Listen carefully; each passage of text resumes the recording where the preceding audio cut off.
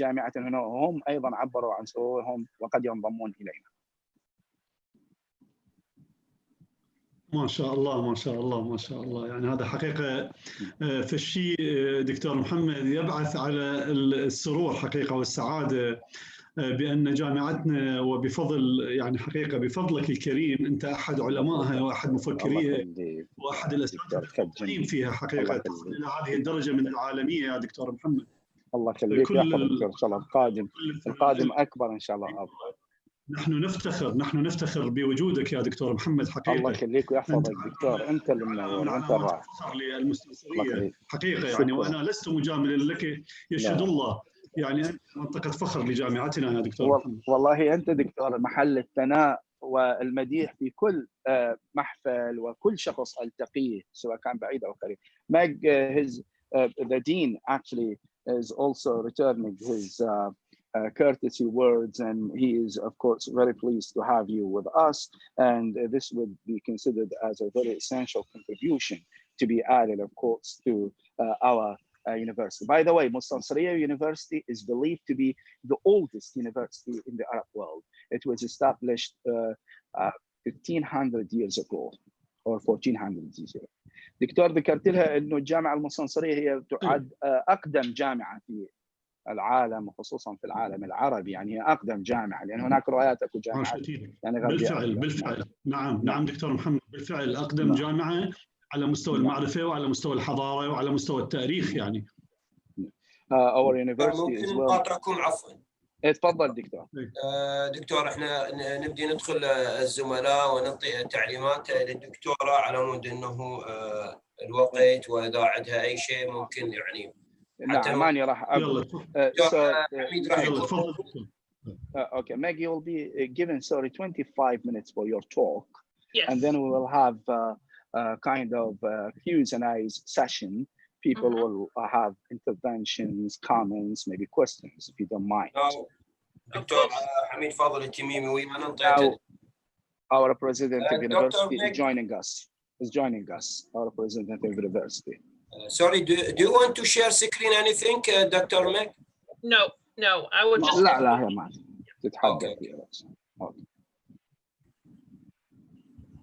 دكتور علي دخل السيد رئيس الجامعة. دكتور علي. نعم دكتور. دخل السيد رئيس الجامعة.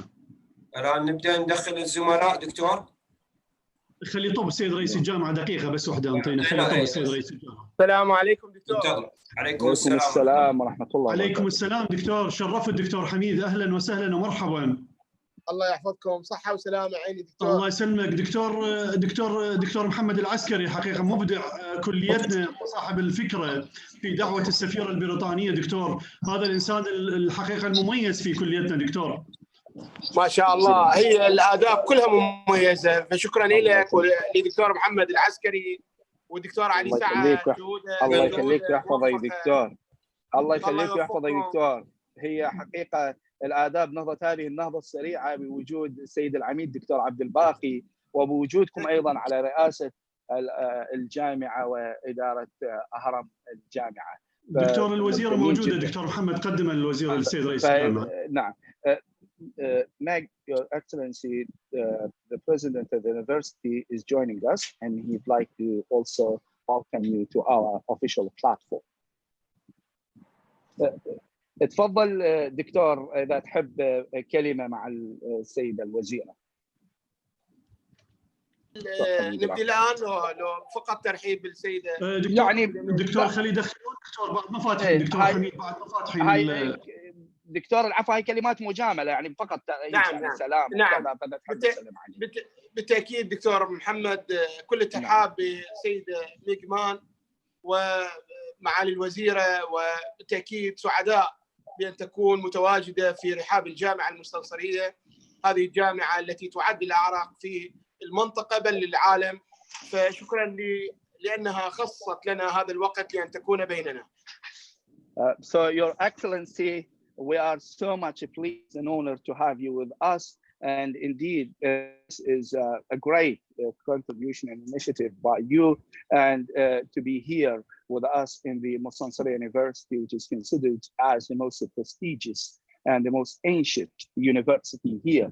And so we are so much grateful to you and glad to have you with us. Meg.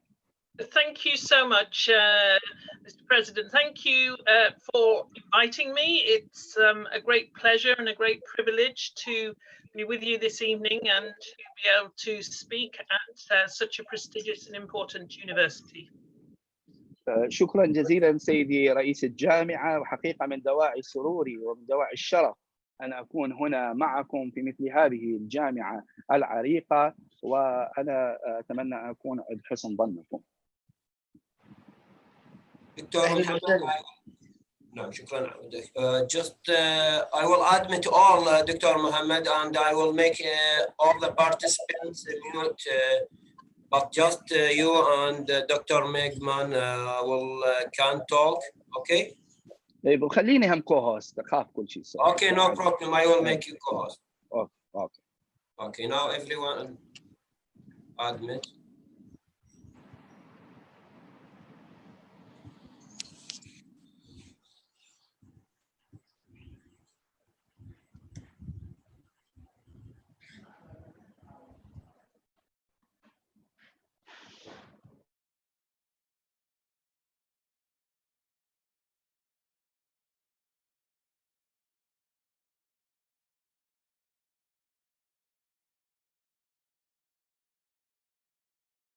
Dr. Mohammed, now you co-host.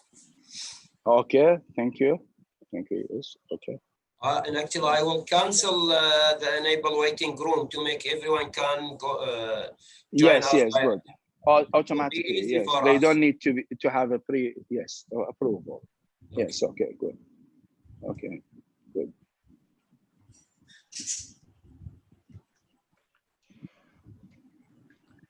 Okay, and actually I will make Dr. Meg also co-host to, and if she want to mute or unmute or open the camera.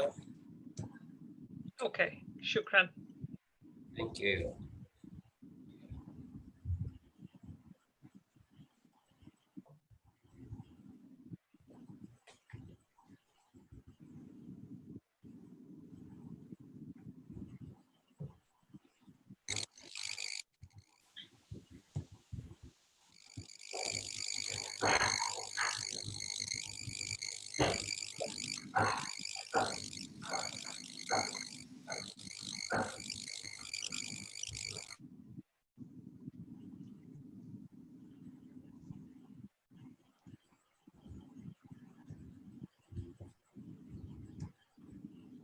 So Maggie, please bear with me when I make code switching of calls. So switch between English and Arabic, okay?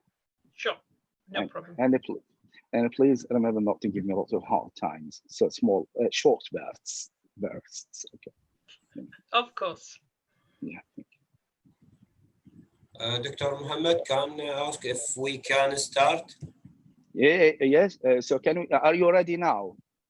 Meg, yes. Are you ready? Can we start? Yes. Okay, Dr.Ali, نعم تفضل. Okay, we'll start with Dr. Hamid. Okay. Just 1 minute. No. الآن نبدأ لو ننتظر قليلا.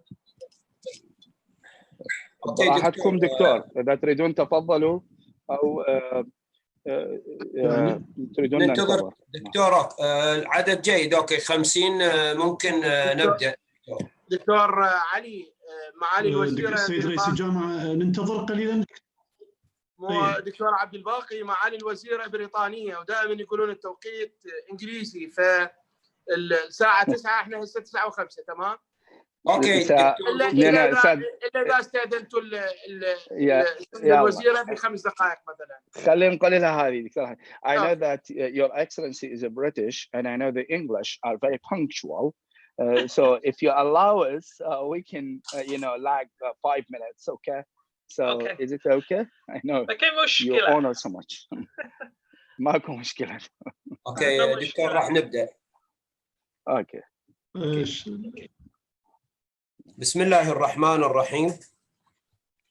معالي السيدة وزيرة المرأة والمساواة وعضو مجلس العموم البريطاني، الحضور الكرام كل بلقبه ومقامه الكريم، السلام عليكم ورحمة الله وبركاته. نلتقي اليوم في منصة كلية الآداب الدولية مع محاضرة دولية علمية تلقيها علينا الدكتورة ميغمان عضو مجلس العموم البريطاني، وهي تحت عنوان العنف في المنزل مشكلة منتشرة على نطاق العالم. سوف تكون البداية مع السيد رئيس الجامعة المستنصرية الأستاذ الدكتور حميد فاضل التميمي المحترم. تفضل دكتور. شكرا جزيلا دكتور علي. بسم الله الرحمن الرحيم.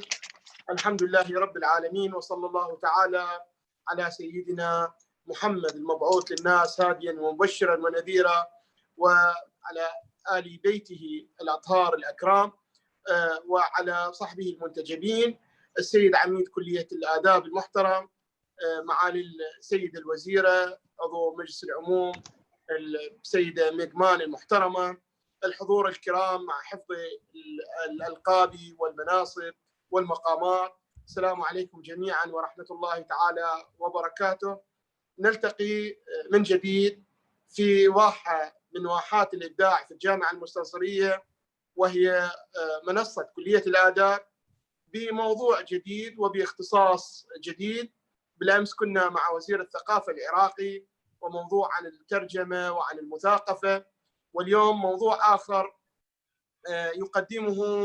تقدمه لنا شخصية مختصة، شخصية ربما يعني عملها وأبحاثها تتعلق بالمرأة وحقوق المرأة، وبالتأكيد موضوع العنف الأسري والعنف الذي ازداد بفعل جائحة كورونا هو موضوع مهم، وهو موضوع الليلة.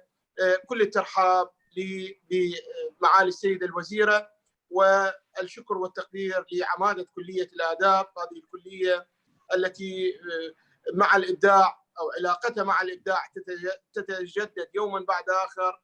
وشكرا لدكتور علي ودكتور محمد العسكري ولكل الحضور الكرام، والسلام عليكم. وعليكم السلام. شكرا جزيلا دكتور حميد. اسمح لي ننقل ما كلمة. نعم.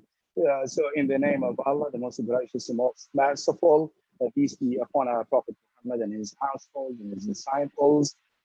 First, let me greet Mr. Dean of College of Arts, and especially greetings to Your Excellency, Mrs. Mekman, the Minister and the Member of House of Commons. Peace be upon you.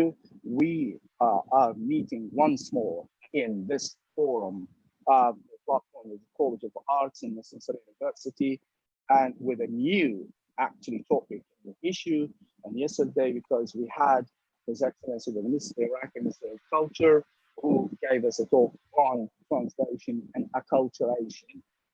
Indeed, today we have a special guest and special character with long experience in the field of women rights and women activities.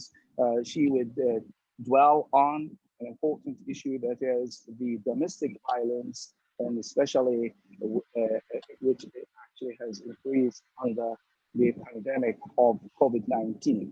Special thanks again to the Dean of College of Arts and his assistants, and indeed we look forward to have more creative talks like today. دكتور علي، أعطي الكلمة الآن للسيد الوزير. الدكتور عبد الباقي تحب كلمة العفو؟ لا تفضل السيد رئيس الجامعة، يكفي دكتور محمد. Okay. So like the floor is yours. بس إذا تسمحوا لي السيد رئيس الجامعة والسيد عميد الكلية، في البدء أن أقدم السيدة الوزيرة السيدة ميغمان، وأحاول أن أقدمها بالإنجليزية والعربية بعد إذن. شكرا جزيلا مساء الخير and good evening. It's lovely to meet you all. Meg, would you please, because I want to tell something about your bio. Okay. فأنا أحب أعطي أيضا نبذة عن سيرة السيدة الوزيرة. السيدة الوزيرة هي طبعا كانت وزيرة المرأة والمساواة في بريطانيا، وأيضا عملت وزيرة خارجية. هم لديهم في وزارة الخارجية عدة وزراء لشؤون الشرق الأدنى، وكذلك هي الآن عضو مستقل في مؤسسة تعرف بمؤسسة الشركاء الدوليين، وهذه المؤسسة تعنى بتطوير العمل البرلماني والعمل الحزبي السياسي في مختلف أرجاء العالم، وهي مختصة في موضوعات العنف الأسري وكذلك العنف المستند على النقد الاجتماعي. هي السيدة مجمن طبعا أيضا عملت في العراق لأعوام حقيقة طويلة، منذ العام 2010 عملت في بغداد والبصرة وكردستان، وكانت منذ عام 2001 إلى 2015 عضوة في مجلس العموم البريطاني، وأيضا هي كانت مثلما ذكرت سلفا وزيرة للمرأة والمساواة في بريطانيا. هي لديها طبعا درجة البكالوريوس في اللغات من جامعة يورك، وكذلك هي عملت على موضوعات البحث الاجتماعي في رسالتها للماجستير والدكتوراه من جامعة نوتنغهام، وأيضا حصلت على شهادة ودبلومة في دراسات الإدارة من الجامعة المفتوحة هناك. بهذا التقديم الآن أعطي الكلمة للسيدة الوزيرة مجمن لتتحدث عن موضوع اليوم المتعلقة بالعنف في الأسرة أو العنف في العائلة، وهي ظاهرة منتشرة فعلا عالميا، ومثل ما ذكر السيد رئيس الجامعة هذه الظاهرة ازدادت في ظل جائحة كورونا. Meg, the floor is yours. Thank you very much. It's a real pleasure to be with you all this evening and to be able to use this technology to meet you, to talk with you. I have a great fondness for Iraq. Over the last 10 years, I've probably visited Iraq about 25 times, but of course the current problems mean that it may be a little while before I will be able to visit you again. شكرا جزيلا، حقيقة من دواعي السرور أن أكون هنا معكم، ودعوني أشكر التكنولوجيا التي جعلتني أن أنضم في هذا اللقاء معكم. أنا لدي عشق كبير للعراق، حيث زرت العراق في السنين الماضية 25 مرة. Thank you. Shukran. My topic this evening is to talk about violence in the home, but violence in the home is a worldwide problem. It's not something that's confined to one country. Every culture, every society, unfortunately, experiences violence in the home. الموضوع الذي سنتناوله اليوم يتعلق بالعنف في المنزل، والعنف لا يقتصر اليوم في المنزل، بل هو موجود على نطاق العالم أجمع. موجود كل ثقافة، كل مجتمع يعاني وللأسف من وجود هكذا عنف. Violence in the home can affect women and men and children, but by far those most affected are women. إن العنف في المنزل يمكن أن يؤثر على النساء والرجال والأطفال، إلا أنه إلى حد كبير النساء هن أكثر من يتأثر به. The World Health Organization collects information on this, and it has stated that violence against women is a major public health problem and a violation of women's human rights. أن منظمة الصحة العالمية قد جمعت معلومات حول هذه الظاهرة، وأشارت إلى أن العنف ضد المرأة اليوم يمثل مشكلة من مشاكل الصحة العامة، وهو فرق وانتهاك لحقوق الإنسان المتعلقة بالمرأة. Their estimates are that around the world, as many as 1 in 3 women, that's 35%, have experienced either physical or sexual intimate partner violence or non-partner sexual violence in their lifetime. 1 in 3 women in the world.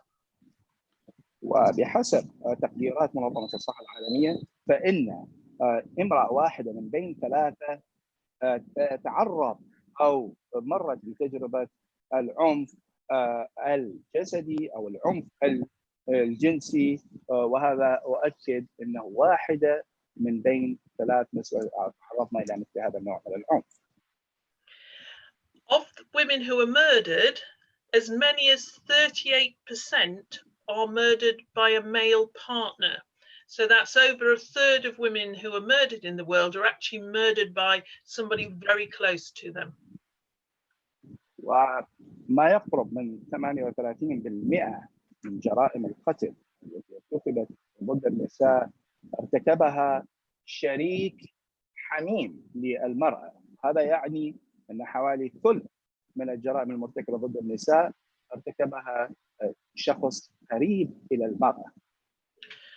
Domestic violence is the most prevalent form of abuse experienced by women and girls.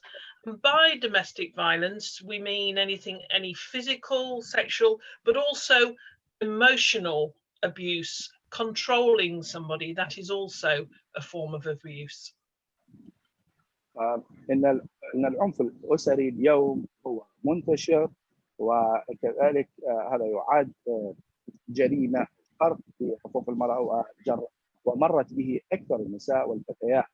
وعندما نقول العنف الأسري فإننا نشير إلى كل انتهاك جنسي جسدي حتى انفعالي أو عاطفي ضد المرأة. It could be, and most often is, the partner, the husband, but it could also be somebody else within the family or somebody who has a lot of influence within a family. يمكن أن يرتكب هذا العنف من قبل مثلا الزوج، أو يمكن أن يكون هناك عضو من آخر من أعضاء الأسرة الذي له نفوذ في تلك الأسرة. Domestic violence is rarely a one-off incident. It is usually often many different forms of violence, repeated many times. And research in my own country has shown that on average it can be over 30 times before somebody chooses to go to the police. So when raising an issue, taking it to the police, it is likely that this will have been going on for a long time. وإن العنف الأسري هو لا يحدث مرة واحدة فقط، لأنه ظاهرة تتكرر أو فعل يتكرر ويتخذ عدة صيغ وأشكال مختلفة. وفي بلدي على سبيل المثال أن من يقدم شكوى يبلغ الشرطة في حدوث هذا الانتهاك له أو لها على سبيل التحديد على المرأة يوضح أنها تعرضت 30 مرة للعنف الأسري قبل أن تذهب إلى مركز الشرطة. And we know that the current crisis of the pandemic has led to women experiencing more violence at home, with the lockdown, with having to stay at home, with job losses, with the extra pressure that families are under. Women and girls are all at increased risk of all forms of violence and abuse. ونحن نعلم اليوم في ظل هذه الجائحة، جائحة كورونا، فإن هذا النوع من العنف يزداد بسبب الحظر وكذلك بسبب الأسواق المغلقة وبسبب الخسائر التي حصلت في الوظائف والأعمال. فإن ذلك أدى إلى أن يكون هناك خطر متزايد ضد المرأة في أن تتعرض لهذا الشكل من العنف والانتهاك. There is an international legal framework to address violence against women, which is essentially the United Nations Convention on the Elimination of All Forms of Discrimination Against Women, which is usually just referred to as CEDAW. هناك إطار قانوني دولي أقرته الأمم المتحدة للتصدي إلى العنف ضد المرأة، والذي هو يتألف بشكل أساسي من الاتفاقيات الدولية حول القضاء على جميع أشكال التمييز ضد المرأة، وهذه تعرف اختصارا في الإنجليزية بسيداو أو سيداو. And Iraq, like the vast majorities of countries, is a signatory to CEDAW. This means it has signed up to accept the different articles in the convention and to seek to eliminate all forms of discrimination against women. والعراق له مثل الكثير من البلدان هو عضو موقع على هذه الاتفاقية، وذلك يعني بموجب بنود هذه الاتفاقية وما تفرضه من أنه يسعى إلى القضاء على جميع أشكال التمييز ضد المرأة.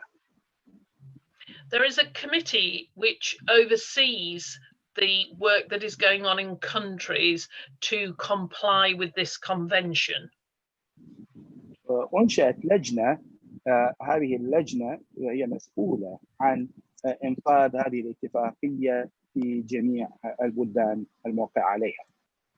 And this committee makes recommendations about what countries should have in their own laws in relation to family violence. وهذه اللجنة أصدرت توصيات حول الماهية التي يجب أن تتعامل فيها الدول من أجل القضاء على العنف أو التمييز ضد المرأة. And they have called upon states to ensure that laws against family violence and abuse, rape, sexual assault, and other gender-based violence give adequate protection to all women and respect their integrity and dignity. وهذه اللجنة أكدت على أن القوانين الموجودة في البلدان يجب أن تضمن أن العنف الممارس ضد الأسرة وكذلك أي انتهاك أو الاغتصاب أو الاعتداءات الجنسية أو أي شكل من أشكال العنف المستند على النوع الاجتماعي يجب أن يولى الاهتمام الخاص وخصوصا فيما يتعلق بالمرأة وكذلك ضمان سلامتها وكرامتها. The committee has called upon countries to have proper legal measures in place to provide effective protection of women against gender-based violence. هذه اللجنة دعت البلدان إلى اتخاذ إجراءات قانونية من أجل ضمان حماية المرأة أو النساء من أي عنف أو تمييز ضدهم. This means ensuring that violence against women is prosecuted and punished. وهذا يعني أنه لابد من مقاضاة من يقوم بمثل هذا النوع من العنف وكذلك لابد من معاقبته. Women victims of violence must have immediate means of redress. That means immediate ways of being able to deal with the situation and to be protected from further violence. الضحايا من النساء اللي عرضنا لمثل هذا النوع من العنف يجب أن تتاح لهم السبل في تقديم الشكاوى وكذلك يجب أن تكون الحماية متوفرة لهن. This means ensuring that all public officials, those in law enforcement, healthcare providers, social workers and teachers fully understand this issue and can help and support women suffering violence. وذلك يعني أن جميع الموظفين العموميين من أفراد سلطات إنفاذ القانون وكذلك السلطة القضائية ومن يقدم الخدمات الصحية والباحثين الاجتماعيين والأساتذة كلهم يجب أن يقدموا العون والدعم في سبيل تحقيق ذلك، تحقيق الحماية للمرأة. The committee last considered Iraq's progress in October last year, and if anybody wants to find out a bit more about the progress, it's a good place to start by looking at the concluding observations. اللجنة نظرت في التقدم الذي أحرزه العراق وذلك في شهر تشرين الأول من العام الماضي 2019، وإذا كان أي شخص مهتم لمعرفة أين هو العراق من هذه القضية فيمكن أن تنظروا في الاستنتاجات الخاصة بمحمد. And another important international program around these issues is through the Sustainable Development Goals, and the issue of domestic violence is included within those goals agreed by the United Nations. وأيضا أن التنمية المستدامة قد ضمنت هدف الحؤول دون وقوع العنف الأسري والقضاء عليه، وكان واحد من أهداف التنمية المستدامة. And we know that domestic violence is not something that just affects the health and well-being of women and others in countries. The economies of countries are also damaged by the impact of domestic violence. ونحن نعلم أن هذه الظاهرة، ظاهرة العنف الأسري، ليس لها تأثير فقط على صحة النساء ووجودهن، ولكن أيضا لها آثار سلبية على الاقتصاد العالمي. For example, the World Health Organization has estimated that the cost of violence in the United States of America is equivalent to 3.3% of the gross domestic product. على سبيل المثال، أن منظمة الصحة العالمية قد قدرت أن كلفة العنف الأسري في الولايات المتحدة تساوي 3.3% من الناتج المحلي الإجمالي. And in England and Wales, the total costs from violence, including homicides, wounding, sexual assault, have been estimated to be equivalent to $40 million annually. وفي إنجلترا وفي ويلز أن التكلفة الكلية لمثل هذا النوع من العنف على الاقتصاد، ما فيها الجرائم الاعتداءات الجنسية وقتل النساء وإصابتهن، قد يصل إلى 40.2، يعني 40 مليار ومليونين دولار سنويا. And we know that despite having laws on domestic violence for decades, and despite efforts to change the culture, in the UK, which has a population of 66 million, on average, 2 women are killed every week by a current or former partner or husband. ونحن نعلم على الرغم من الجهود التي بذلت في العقود الأخيرة ومنذ ستينيات القرن المنصرم لمعالجة هذه الظاهرة، فإننا نرى أنه في المملكة المتحدة، والتي يصل عدد سكانها إلى 66 مليون، فإن معدل ضحايا النساء اللواتي يقتلن على يد الشريك الحالي أو الشريك السابق هو امرأتين تقتل كل أسبوع. So as I said, we know that this is seen as something that's important for the health and well-being and economy of countries. So Sustainable Development Goal 5 seeks to achieve gender equality and has a specific goal to eliminate all forms of violence against women and girls.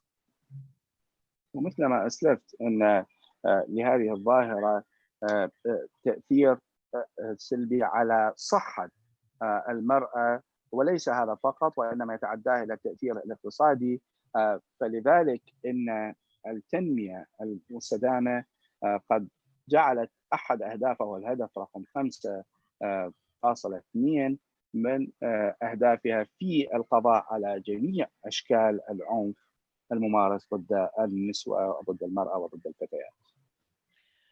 Tackling domestic violence needs both a legal framework, so laws about domestic violence, but also a change in the cultures of our societies. في الحقيقة لمعالجة ظاهرة العنف الأسري لا نحتاج فقط إلى قوانين وأطر قانونية، ولكننا نحتاج إلى تغيير ثقافة، نحتاج إلى ثقافة. So what should these laws contain? A wide range of issues ideally should be covered in the law, starting with ensuring that it protects all women without discrimination. إذن ما الذي ينبغي أن تحويه مثل هذه القوانين؟ هذه القوانين يجب أن تحوي العديد من القضايا، يجب أن تشمل الكثير من القضايا، وأهمها يجب أن تنص على حماية المرأة ضد جميع أنواع التمييز. It needs to have comprehensive definitions of domestic violence, so it includes physical, sexual, psychological, and economic violence, and to set out clearly definitions of offences that are committed when violence of any type is experienced by women. إن هذه القوانين يجب أن تحوي أو تنص على تعاريف واضحة وجلية للعنف الممارس ضد المرأة، وذلك يشمل جميع أشكال العنف المتمثلة بالعنف الجسدي والجنسي والنفسي وكذلك الاقتصادي، وأن يكون هناك تعريف واضح أيضا للجريمة المرتكبة باسم أو التي تحمل هذا العنف. Prevention is also important, and this can be done by raising awareness of the issue of domestic violence. الوقاية أو الحقول دون وقوع مثل هذا العنف مهم أيضا، وذلك يتم عن طريق رفع أو زيادة الوعي. Protection should be put in place, such as having the provision of telephone hotlines, making sure that police officers are trained, that there are female police officers, how that they learn how to collect evidence, and that there's safe temporary accommodation for women and children, along with financial assistance. إن الوقاية يمكن أن تتمثل بتوفير خطوط هاتف ساخنة، وكذلك بتدريب ضباط الشرطة المعنيين وضم ضباط الشرطة من النسوة، وكذلك تدريبهن في مسألة جمع الدليل واستحصاله، وكذلك توفير مكان سكن آمن مؤقت للنساء والأطفال الذين يتعرضون لمثل هذا النوع من العنف، وكذلك تقديم العون أو المساعدة المالية. A wide range of support is needed for women affected, including health and housing, and it's important to ensure that the court processes take place, and that this is the responsibility of prosecuting authorities and doesn't rely upon the woman herself to be the only complainant.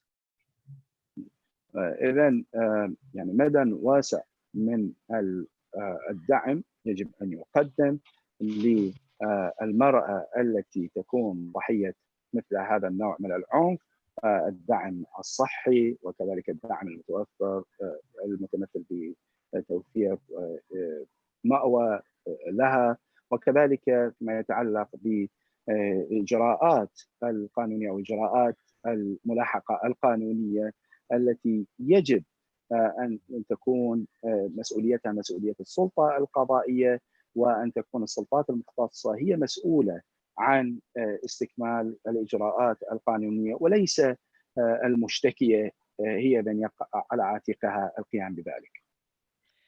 It's important to consider having special courts so that the people involved are trained and to ensure processes take place quickly, making sure that those who survived domestic violence can have legal protection, for example, through protection orders. ومن المهم جدا أن يكون هناك محاكم مختصة تنظر في مثل هذه القضايا، قضايا العنف الأسري، وكذلك أن توفر حماية للضحايا، وذلك عن طريق مثلا إصدار أوامر قضائية بحماية من تشتكي. But as I said before, a law is only a starting point. It's important to fund the kind of services that I've been describing to help women. ومثل ما ذكرت من قبل أن القانون يمثل فقط نقطة الشروع. مهم جدا أن تمول الخدمات التي ذكرتها إلى جانب القوانين. And ideally, Any law should be followed up by a process of post-legislative scrutiny. This is a formal process where parliamentary committees check sometime after a new law, is it achieving its aims, and is the government doing what it said it would do? This is very important in relation to domestic violence, because a law on its own will not make the changes that are needed. وهنا أقصد أن التشريعات يجب أن يكون هناك متابعة لها، وأن التشريعات عندما تقر من البرلمان فيجب أن يكون هناك رقابة لدراسة أثر تلك التشريعات، يكون هناك تمحيص وكذلك دراسة لأثر تلك التشريعات، وليس فقط إصدار التشريع وركنه، وإنما يجب أن يراقب فيما إذا كان ذلك التشريع ينفذ بالطريقة أو الصيغة التي شرع من أجلها. And we know that often laws need updating. They need to take account of the changes in society. We know now, for example, that women can be harassed via social media. That wouldn't have been included in laws passed 30 years ago.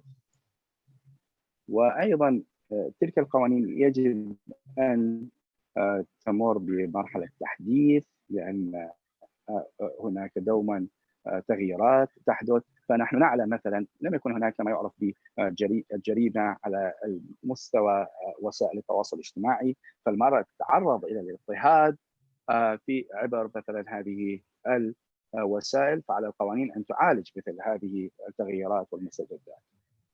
There may be a need to have new criminal offences specified, and also as times change, so do society's expectations, and laws need to keep up to date with those expectations.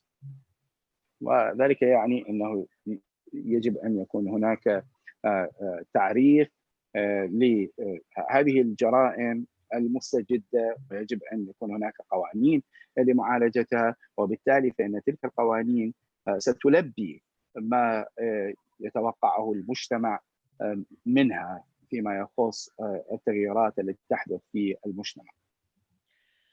And in addition to laws, it's really important to attempt to change the culture in society that accepts domestic violence as something that is okay, or something that is hidden, that we don't have to worry about. وإضافة إلى القوانين فلا بد من أن نتبنى استراتيجيات لتغيير الثقافة السائدة في النظر إلى مثل هذا النوع من العنف، والذي ممكن أن يقول بعض أنه هذا يعني أوكي وليس فيه مشكلة ويبقى مستتر، فلا بد من تغيير مثل هذه الثقافة. Fundamentally, it's violence, and any violence should be contrary to our criminal laws, and it shouldn't be treated differently just because it happens in the home. وعموما فإن أي نوع من العنف يجب أن يكون معالج ضمن قوانين العقوبات حاله حال أي جريمة أخرى ترتكب، ويجب أن لا يهمل نقول أن هذه الجريمة لأنها ترتكب، وهذا العنف يرتكب فقط في المنزل فلا داعي لتجريمه. What strategies have other countries, what strategies have been tried in different places to tackle domestic violence? I will give you just a few examples. ما هي الاستراتيجيات والمقاربات التي تبنتها بلدان أخرى في التعامل مع أو في معالجة هذه الظاهرة؟ سأتحدث عن أمثلة قليلة مستقاة من بلدان أخرى. For example, a few years ago in the UK, we had campaigns which were called zero tolerance campaigns. This meant absolutely no tolerance for violence, and government and public bodies used their buildings, used their policies to advertise this and to make people more aware that domestic violence is not acceptable. على سبيل المثال قبل بضع سنين في المملكة المتحدة كان لنا حملة أطلقنا عليها حملة عدم التسامح مطلقا مع العنف الأسري، وذلك فإن العديد مثلا من الدوائر كانت ترفع ملصقات على جدرانها على واجهاتها تقول لا تسامح أبدا مع العنف الأسري.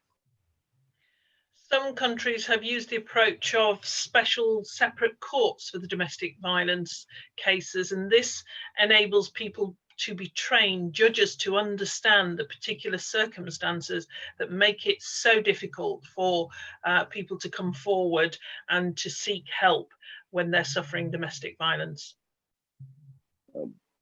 بعض البلدان الأخرى قاربت الموضوع عن طريق إنشاء محاكم مختصة للتعامل مع هذا الموضوع، ومضت قدما في التعامل مع القضايا التي كانت تقدم لها بحيث كان ينظر بها قضاة ذو خبرة ومختصين في هذا الموضوع.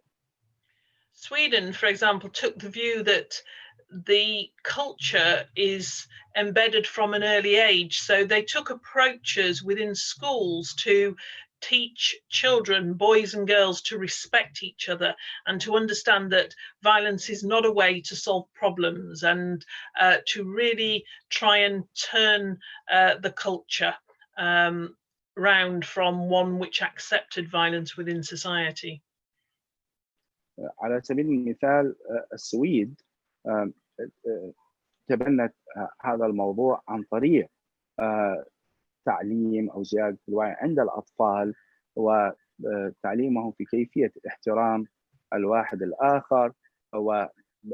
والسويد يعني رأت في أن هذا الموضوع هو مضمور أصلا في مراحل مبكرة من النشأ وعند الناس، ولذلك ارتأت أن تعالجه منذ البداية مع الأطفال في سبيل تغيير هذه الثقافة وقلب هذه الثقافة إلى ثقافة مغايرة تماما بالضد من هذا النوع من العنف.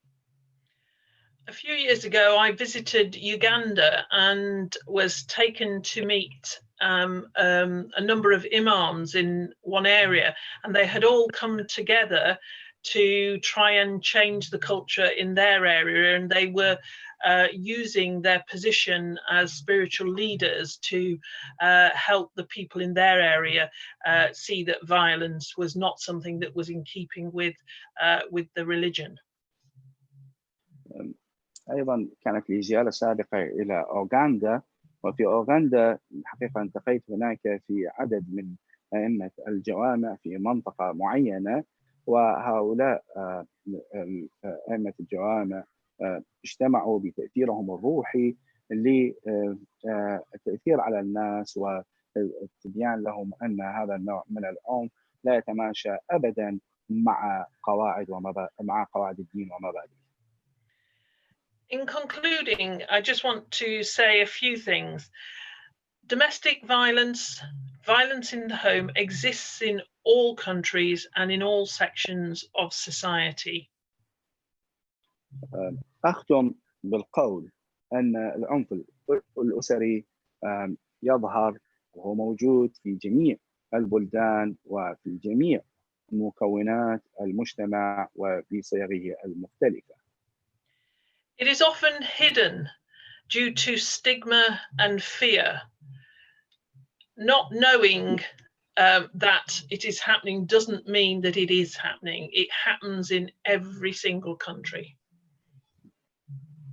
وغالبا يتم إخفاء هذا النوع من العنف بسبب الخوف من العار وبسبب الخوف، وعندما يقول إنه مثلا لا نرى حدوثه ظاهرا فذلك لا يعني إنه لا يحدث، إنه موجود وموجود بصورة مستترة في كل مفاصل المجتمع في العديد من البلدان.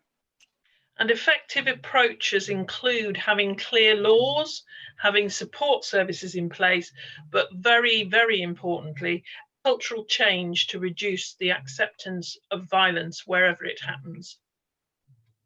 يعني أعتقد أن المقاربات الفعالة لمعالجة هذا الموضوع يجب أن تشمل وجود تشريعات واضحة وجلية، وكذلك خدمات تأييد أو دعم، والأهم من ذلك كله هو أن يكون هناك تغيير ثقافي، تغيير في الثقافة لاختزال أو للقضاء على الموافقة أو قبول مثل هذا النوع من العنف. Thank you very much, and I'll be very happy to listen to some comments and to answer some questions. شكرا جزيلا. شكرا جزيلا، وأنا الآن مستعدة وسيكون من دواعي سروري أن أستمع إلى المداخلات ولا أي أسئلة. Thank you very much, Meg. فالآن الباب مفتوح للتعليق ولطرح الأسئلة للسيدات والسادة المنضمين لنا في منصة كلية الآداب الإلكترونية الرسمية في الجامعة المستنصرية. دكتور علي، أنت تأخذ الأسئلة، تفضل دكتور علي. Okay. Thank you, Dr. Meg, for this scientific information. Actually, we're very happy for all this information. Now we will start to open a question for the participants. So we'll start with Dr. Hamid Fadel Al-Tamimi. سيد رئيس جامعة المستنصرية المحترم دكتور حميد فاضل التميمي، تفضل مشكورا. شكرا جزيلا للسيدة الوزيرة، شكرا لها على هذه المحاضرة القيمة. وبالتأكيد موضوع المرأة وإنصاف المرأة والدعوة إلى المساواة والمطالبة بحقوق المرأة من القضايا الجوهرية التي شغلت المختصين والمفكرين والحركات النسوية بشكل خاص. أنا أعتقد موضوع العنف عندما يرتبط بالمرأة يعني يصبح الموضوع مركب ويصبح الموضوع ذو أهمية مضاعفة. هناك عنف متصاعد، وهناك أيضا مطالبة للمرأة بحقوقها سياسيا وثقافيا واجتماعيا. موضوع الجندر أعتقد من القضايا المهمة والحساسة التي نحتاج أن نقف عندها، وأعتقد هذا من الموضوعات اللي تهمنا في منطقتنا العربية، في منطقة الشرق الأوسط.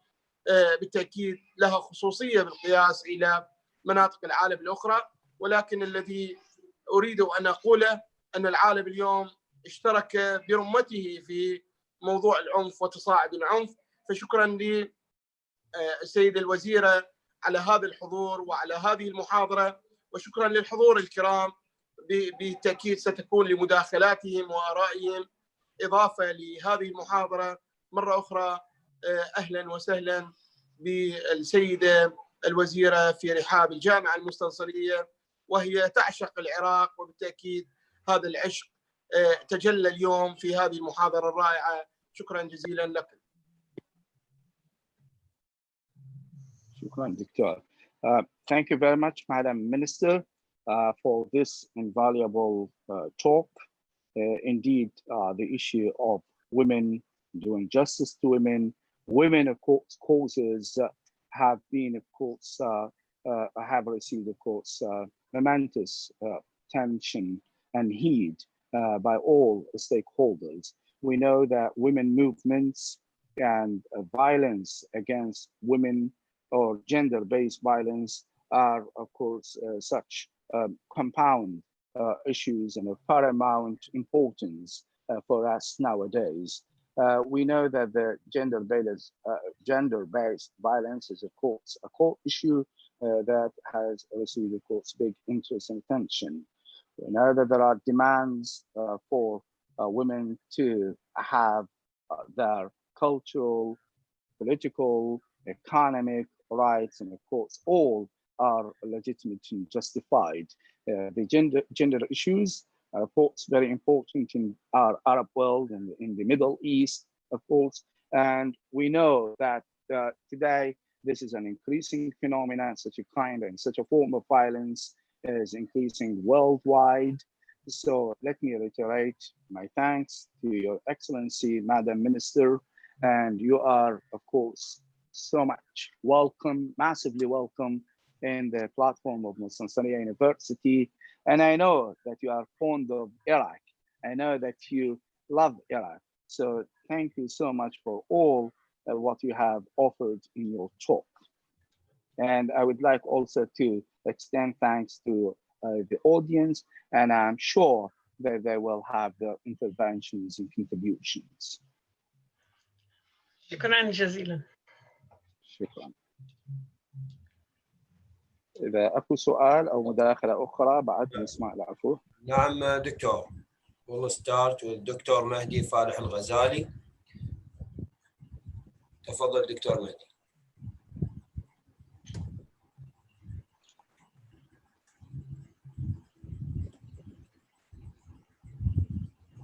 الو.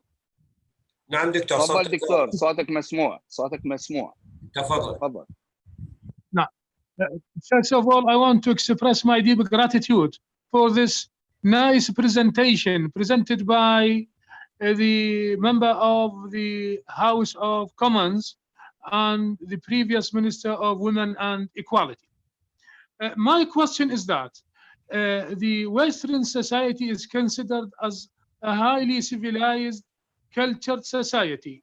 Why is still domestic violence is practiced in that society, although laws were enacted to prevent it?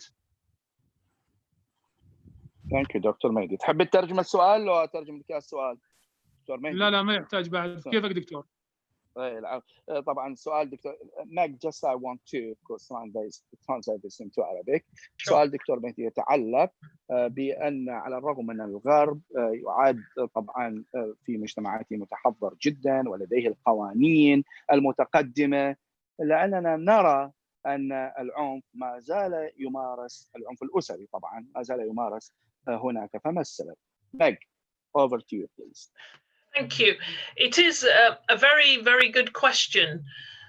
We have had domestic violence laws in the UK for probably around, more than 40 years. But somehow we still haven't managed to change a culture which sees violence as being a way of resolving problems, and where often the stronger partner, the man, can force his will by hurting a female partner. I think it's just so ingrained in society. I think it is going to take some generations for us to change that, but we have to build societies that have more respect for individuals and respect the rights of individuals, whether they are male or female, or children indeed. شكرا جزيلا على هذا السؤال الوجيه. نعم، نحن في المملكة المتحدة مثلا على سبيل المثال كانت لدينا قوانين تجرم العنف الأسري، وهي الآن عمرها 40 سنة، لأنه يبدو أننا لم ننجح في تغيير ثقافة طرف العنف سبيلا لحل المشاكل. ودوما الشريك الأقوى في الأسرة هو المتمثل في الرجل، دوما يفرض إرادته عن طريق إيذاء المرأة. يبدو أن الأمر سيأخذ منا أجيال وأجيال كي نبني مجتمعات تنبذ العنف وتخلو من العنف الأسري، وذلك بالتأكيد يجب أن يبدأ من الأفراد. يجب أن يكون هناك بناء للفرد في نبذ مثل هذه الظاهرة. شكرا. I have seen changes in attitudes in my lifetime. When I was younger, there was very much an attitude that this was something that happened in homes and therefore it wasn't for other people to worry about.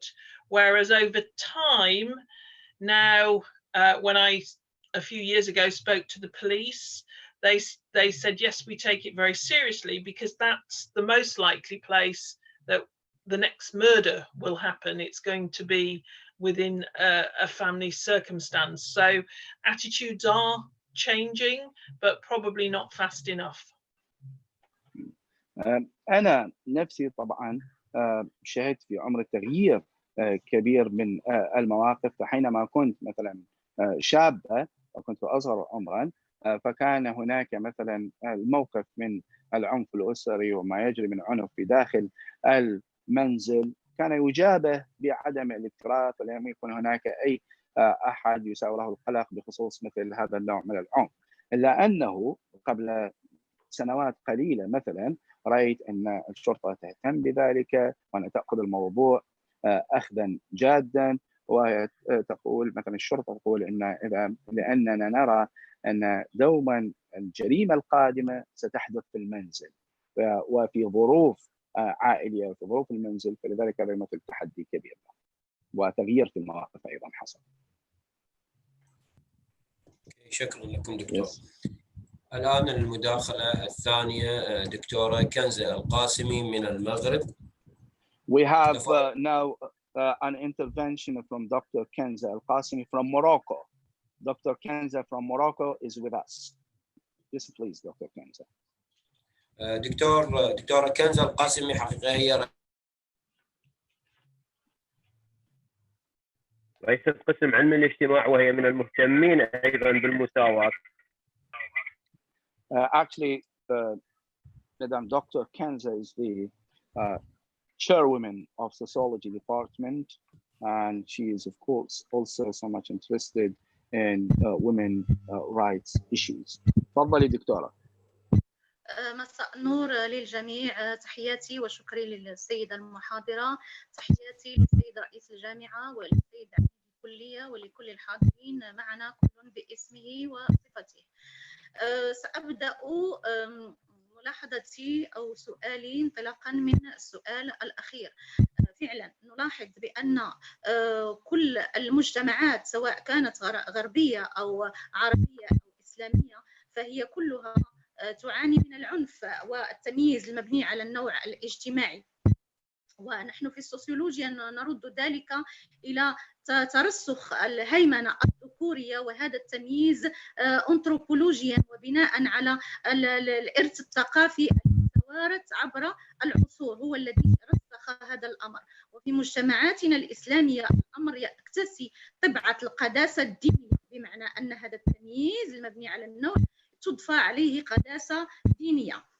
وبالتالي سؤالي للأستاذة المحاضرة هو وأنطلق من ملاحظتها التي قالت بأن القوانين غير قادرة على تغيير المجتمعات، وفعلا القوانين غير قادرة على تغيير المجتمعات، بل نحن نحتاج إلى تغيير الثقافة.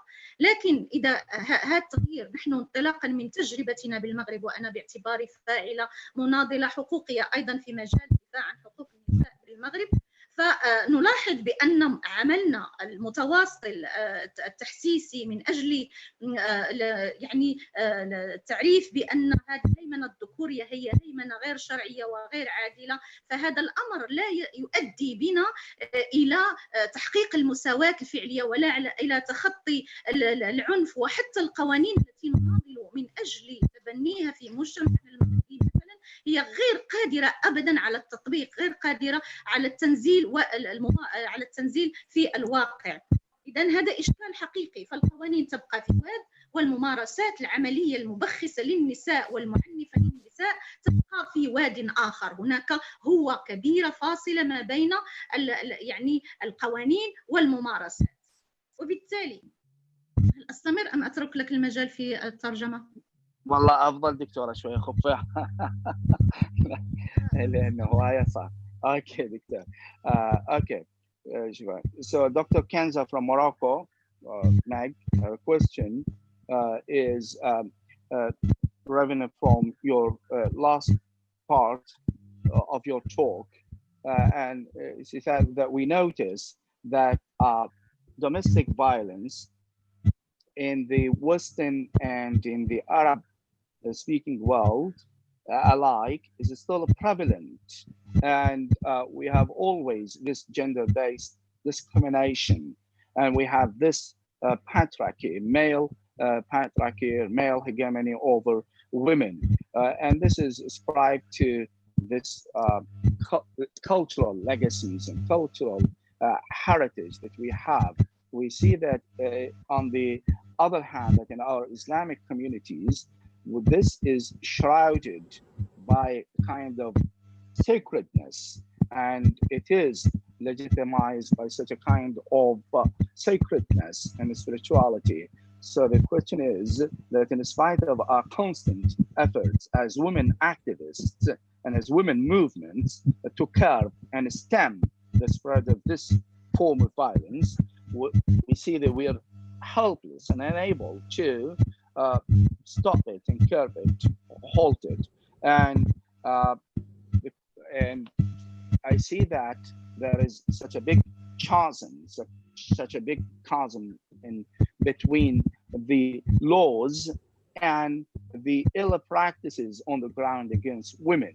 So here is the question: why do we have always this big gap between the two? There is a far cry between the practices on the ground and enacted laws. دكتورة إذا تفضلتي تكملين and she has more to add. إذن سؤالي: هل لا تلاحظين معي بأنه نحن في حاجة للنضال من أجل طبعا اكتساب قوانين وتشريعات يعني تحارب التمييز وتحارب العنف، ولكن في نفس الوقت يعني المفتاح الحقيقي لإيجاد المشكل والاجتثاث لهذا الإشكال هو أن نربي النساء في البداية على الثقة بالذات، على تقدير الذات والثقة بالذات، يعني تكون أولوية، ثم ضمان التمدرس لكل الفتيات، ثم الحرص على تحقيق الاستقلالية المادية الاقتصادية للنساء. وبالتالي القضية هي قضية نساء، وبالتالي يعني التحسيس والتوعية والتغيير الثقافي ينبغي أن يبدأ بالنساء، ولكي تتبنى هؤلاء النساء قضيتهن من أجل الدفاع عنها، لأنها قضية نساء وليست قضية رجال. وبالتالي مفتاح القضية هو هذه الضمانات للنساء. واضح دكتورة، شكرا دكتورة. So in order to, don't you think that we should start with ourselves as women to eliminate this form of violence? We should start by augmenting self-confidence in women, and by, of course, enrolling them in schools, getting them the access to education, and also to have sort of financial independence. So we need to increase the awareness of women. So we should have activisms for women's rights. So don't you agree with me? Thank you. Thank you. And thank you for a very interesting question. I think part of the problem is that it isn't just about cultural legacies. It's also about what culture young people are experiencing in their day-to-day life, which is why, for me, schools are such an important place, and families are such an important place to bring children up to have respect regardless of gender. We know, for example, that as somebody says, our developed Western society, a lot of young women have in surveys said that it would be acceptable for a boyfriend to hit a girlfriend. Now, to someone of my age, that's just incredible. But this comes from the culture that they are currently experiencing and the things that they're watching, the films, the television, and what their friends are saying. So it has to be tackling all of the cultures. I'll let you translate that, Mohammed, and then I'll say a little bit more. Thank you, Meg. نعم، شكرا جزيلا على هذا السؤال المثير للاهتمام والوجيه. نعم، أتفق معك أن ذلك هو جزء من الإرث الثقافي الذي ورثناه، إلا أننا يجب أن ننظر في الشباب وسلوكهم اليوم وما يمرون به في حياتهم وكيف يعيشون حياتهم. نعم، نحن نعلم أن المدرسة والأسرة مهمة في تنشئة جيل أو أطفال يعتقدون ويتبنون وجهة النظر أنه لا يجب أن يكون هناك تمييز بين الذكور والإناث، لأنه وللأسف في استطلاع أخير أجري في بلدي في المملكة المتحدة تم استطلاع آراء فتيات. هؤلاء الفتيات كانوا يقولون أنه أمر طبيعي أن يضرب صديق ولد صديقته الفتاة. إذن نحتاج، ويبدو أن هذه ثقافة قد تربوا عليها وقد تأصلت عندهم، وسببها مثلا مشاهدة الأفلام ومشاهدة التلفزيون، وكذلك العشرة مع أصدقاء.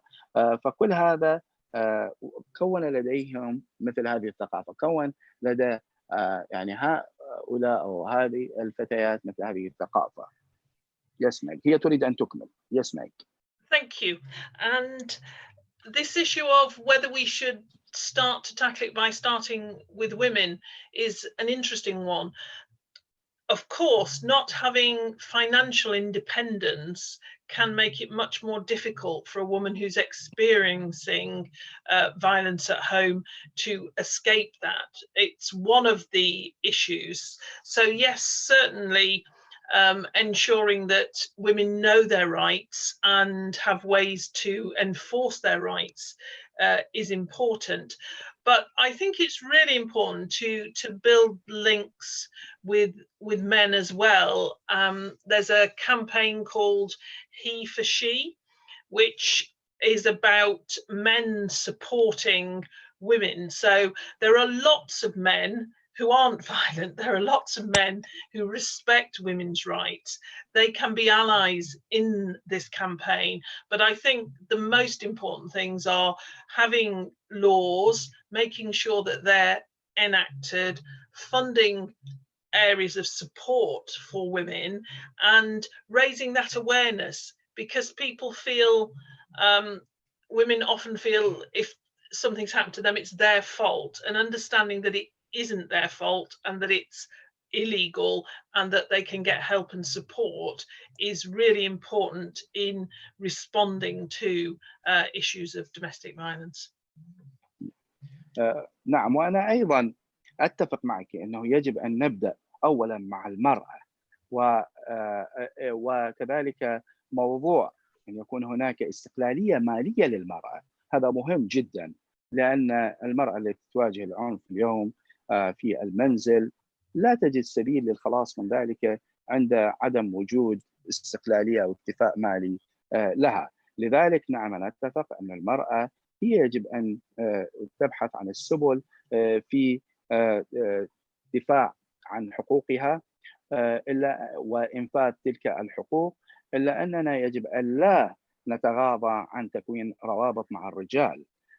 فهناك مثلا كانت هناك حملة في بلدي، هذه الحملة أطلق عليها هو من أجل هي، وفيها كان هناك العديد من الرجال داعمين لقضايا المرأة، لأننا نعتقد أن هناك الكثير من الرجال هم ليسوا ممن ينتمون أو ليسوا ممكن أن نصنفهم في خانة العنف، وهم داعمين لقضايا المرأة وحلفاء لنا في مثل هذه الحملات.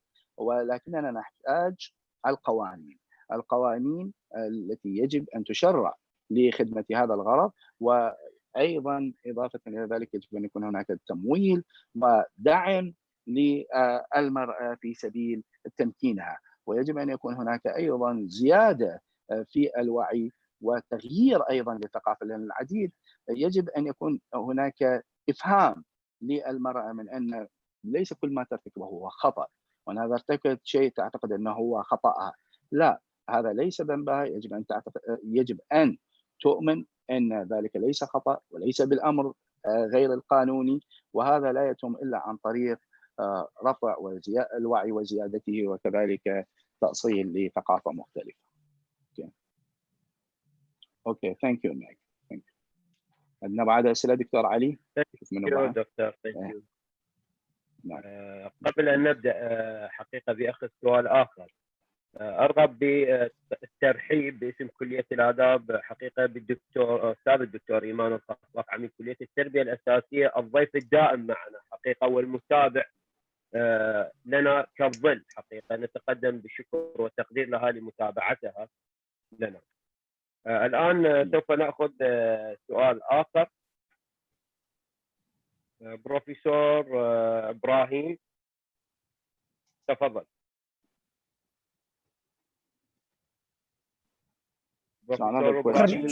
شكرا جزيلا. تسمعونني؟ شكرا جزيلا. نشكر السادة الأساتذة المنظمين لهذه الندوة، ونشكر أيضا شكرا أستاذنا. لو حبذا لو تعرف بنفسك. بارك الله فيك. شكرا جزيلا. بارك الله فيك. أنا أستاذ إبراهيم الحياني من القاضي عياض من مراكش من المغرب، أستاذ بجامعة مراكش. شكرا جزيلا. شكرا لكم جميعا، وشكرا للأستاذة أيضا مارغريت. First of all, I really like to thank you so much for your wonderful presentation. My question is about the so-called gender-based violence in families. Do you think that the laws or the state strategies could really be effective without taking into consideration the question of changing culture? And just that the Middle East and African cultures and North African cultures is a little difficult, is a little different from other cultures. You know that we have an Islamic culture. You know that women are very dependent on men. Women are very dependent on men, and the men are the protectors of women, especially in our cultures. I know that there are some cultural aspects that cannot lead women, and that are very difficult to advance the question of gender equality especially in the Middle East and African cultures. So how to eradicate, how to eliminate this, I think this violence culture in our context. And thank you Margaret so much. شكرا جزيلا استاذ. تحب تترجم سؤالك ولا نعطي ملخص عن سؤالك؟ لا حبيت. شكرا. انا اترجم بالعربي اترجم. براحتك.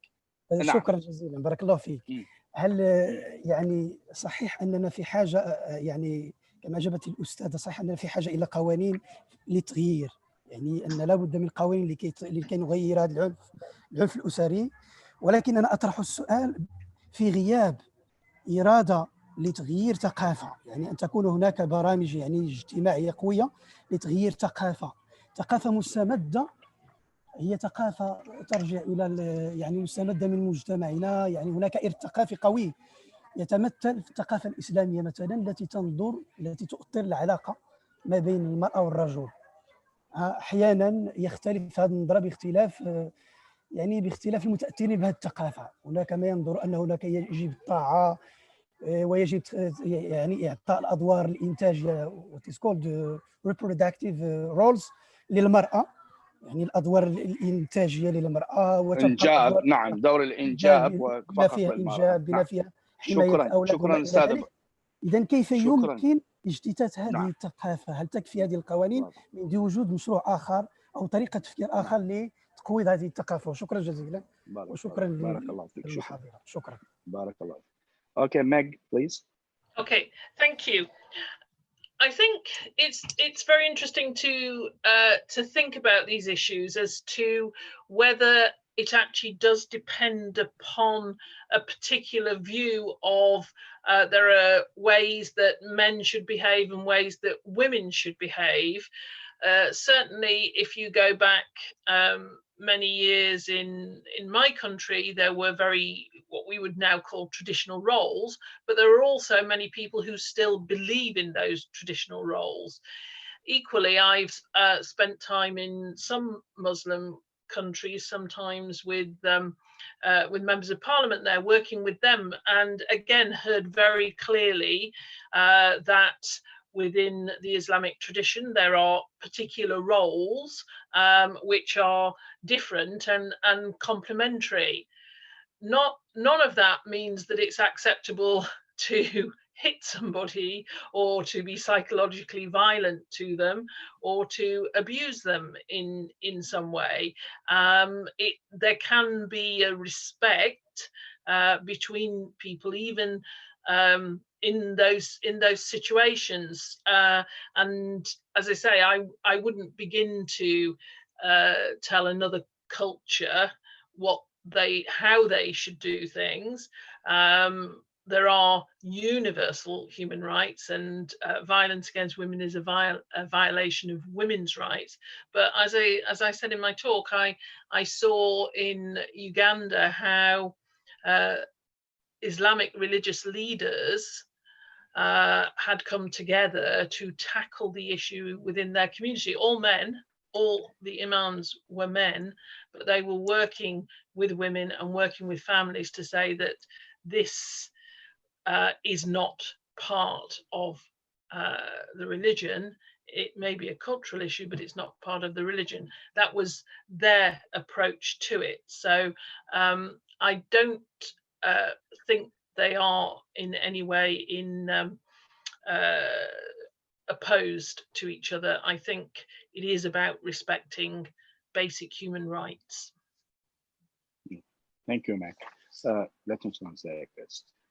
إذا أنا لا أعتقد أن القضية هي تتعلق في تبني وجهات نظر معينة وأدوار معينة يطلع بها كل من الرجل والمرأة، وأنه يجب أن يكون هناك سلوك خاص بكل منهما. في بلدي كانت هناك هذه النظرة التقليدية، كانت هناك أدوار تقليدية تقوم بها النساء، وللأسف لا زال هناك من يعتقد أن على المرأة أن تقوم بمثل هذه الأدوار التقليدية.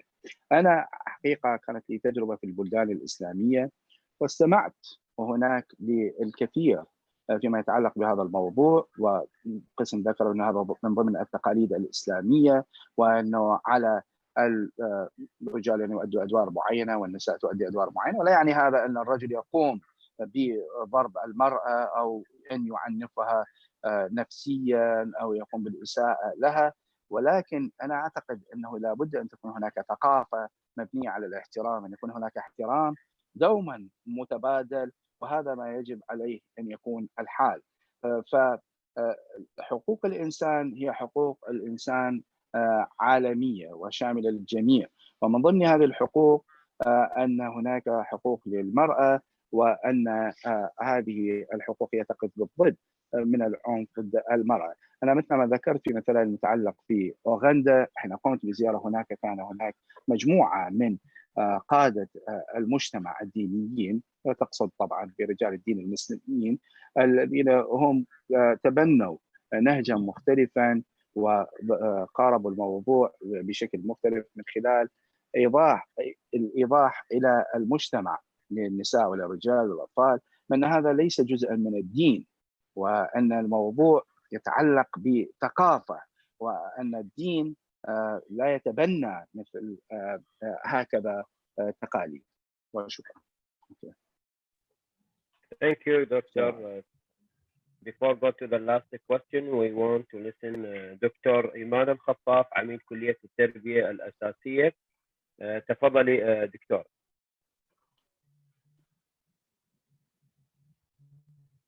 So now we have with us Mrs. Dean of College of Basic Education, Dr. Iman. تفضلي دكتورة إيمان الخطاف. عليكم السلام. عليكم السلام ورحمة الله.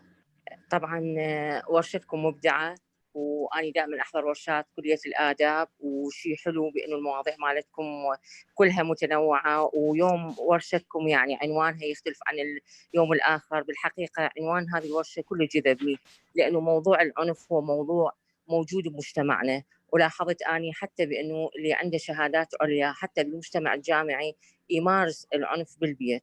فهذا الموضوع يعني يخص كل المجتمعات، وإحنا كمجتمع عراقي محتاجين الهيجي ورشات والهيجي مواضيع جيدة. وثانيا يعني أحب أن أشكر رعاية السيد رئيس الجامعة الأستاذ الدكتور حميد فاضل التميمي لرعاية هذه الورشة، وكذلك عميد كلية الآداب، ونتمنى أيضا بالمستقبل يعني هيك مواضيع تتحفون بها، وألف شكر لكم. شكرا عيني دكتورة. شكرا دكتورة. Let me first express my thanks, and I'm really overwhelmed and impressed for this innovative talk. Really, the title is innovative, and let me admit that violence is there in our societies, and it is even there with people from academia. And I'm really grateful to the administration of College of Arts for hosting such innovative and novel talks.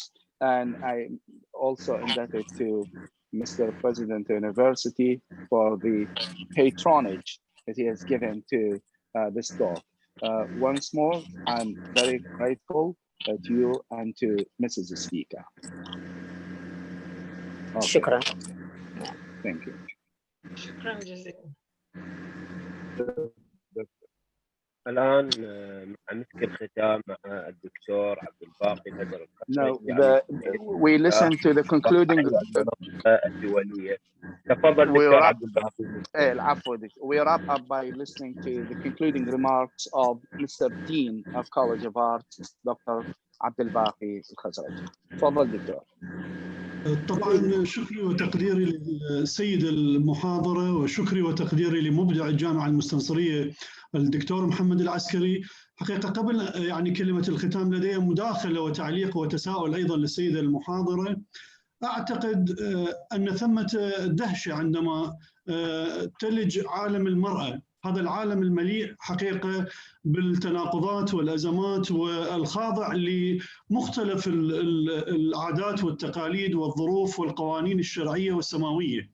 وأعتقد أن المشكلة الأساسية التي تولد العنف ضد المرأة تكمن في طبيعة الرؤية لهذا الكائن. لو كانت هذه الرؤية تتشكل وتتأسس على المعاني الراقية التي تحملها المرأة، معاني المحبة والسعادة والسلام والاهتمام والرقي ومعاني التربية، وهذه المعاني العظيمة التي تحملها يحملها حقيقة هذا الكائن الذي يمثل المجتمع بأكمله ولا يمثل نصف المجتمع. لو كانت الرؤية أساساً تتشكل على وفق هذه النظرة، حقيقة بدت لنا نتيجة هي احترام هذا الكائن والتعامل مع هذا الكائن وفق ما يحمله من معاني راقية، معاني إنسانية راقية أقرتها كل القوانين السماوية والقوانين الأرضية، لا المعاني الهابطة الدنيئة التي تنظر إلى هذا الكائن بالوصف الجسدي المادي، الوصف الذي يقلل من القيمة العليا لهذا الكائن. حقيقة أعتقد أن الإشكالية تكمن في النظرة التي أسست هذا العنف، أسست هذا الفعل حقيقة تجاه المرأة. تفضل دكتور محمد، يعني أتمنى أسمع. شكرا دكتور. Well, before I wrap up and give my concluding remarks, I'd like to make a simple intervention related to your talk, madam, which has been, of course, very useful and helpful. Indeed, I believe that the concept of violence against women is produced by the vision by the way this creature is viewed. When women are viewed as only physically as just pieces of chattel, of course, they would not be given their due respect and rights. We have to, of course, approach women with their sublime values and noble values, the values of love, peace, and the appreciation and respect. This is the way that the society and communities should view women and should deal with women. There should be always respect for women away from such law,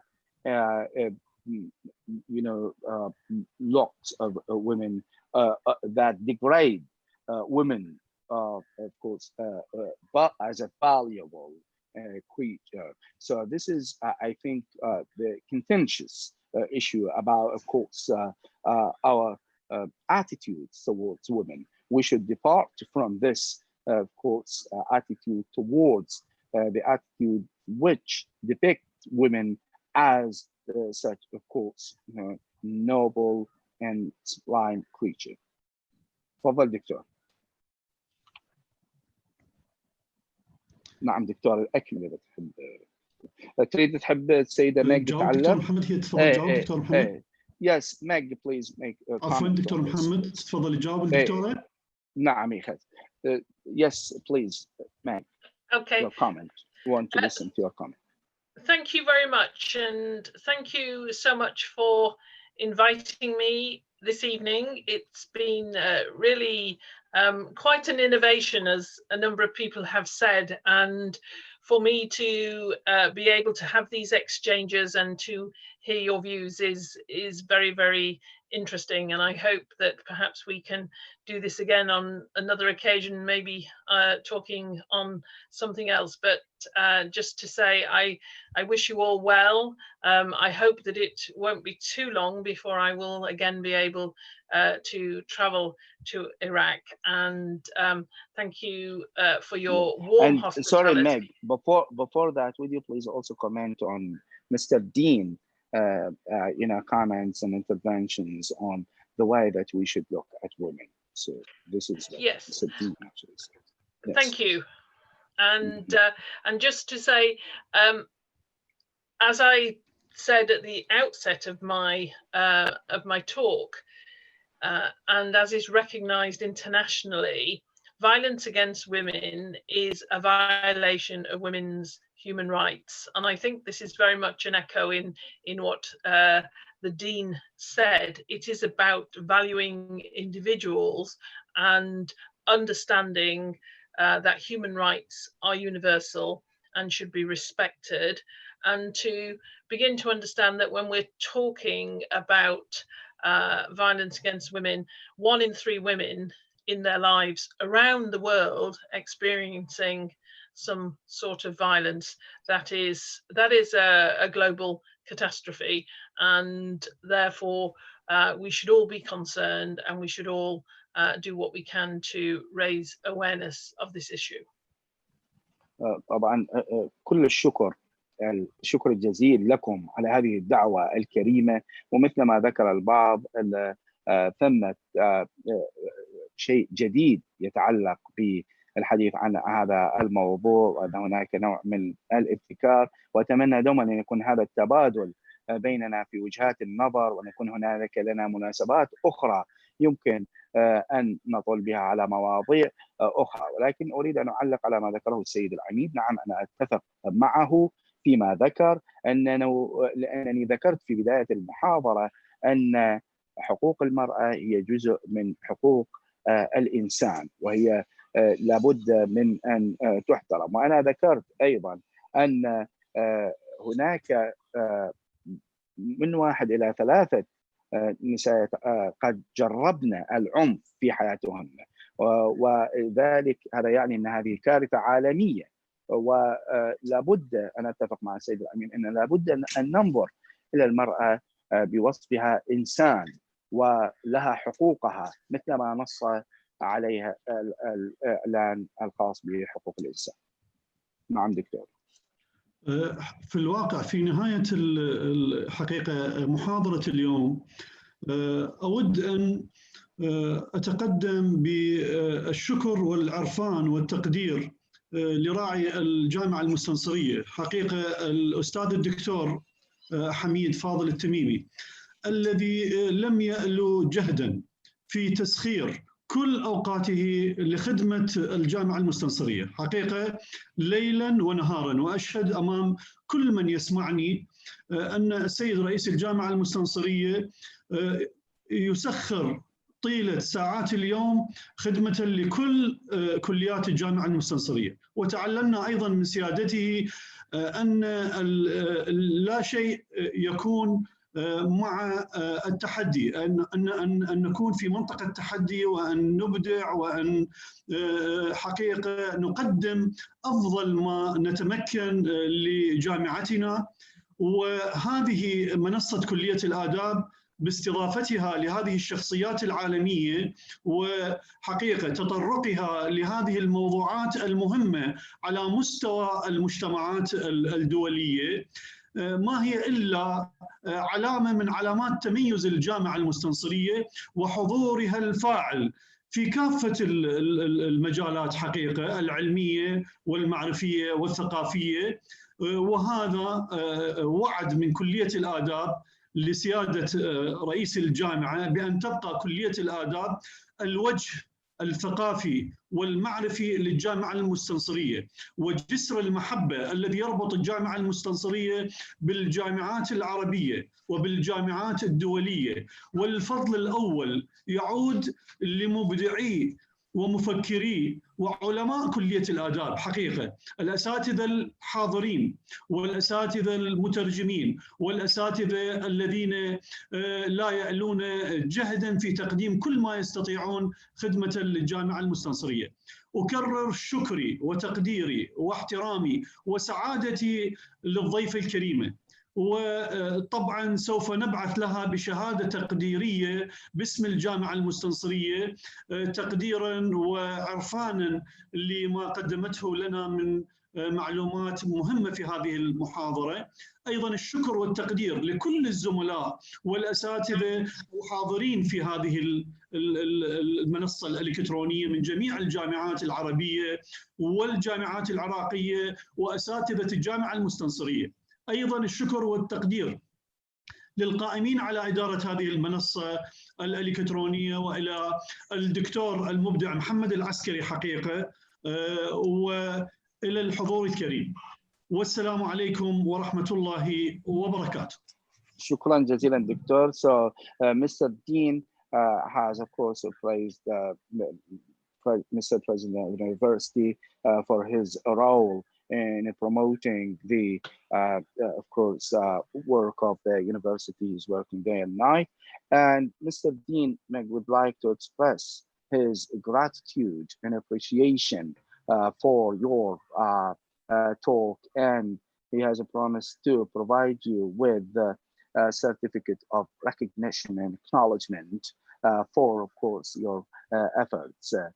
Thank you all. And assalamu alaikum. دكتور أنا ترجمت لها يعني باختصار. تفضلي. هي يمكن بس Meg, over to you. You may say a few words. Yes, what Meg?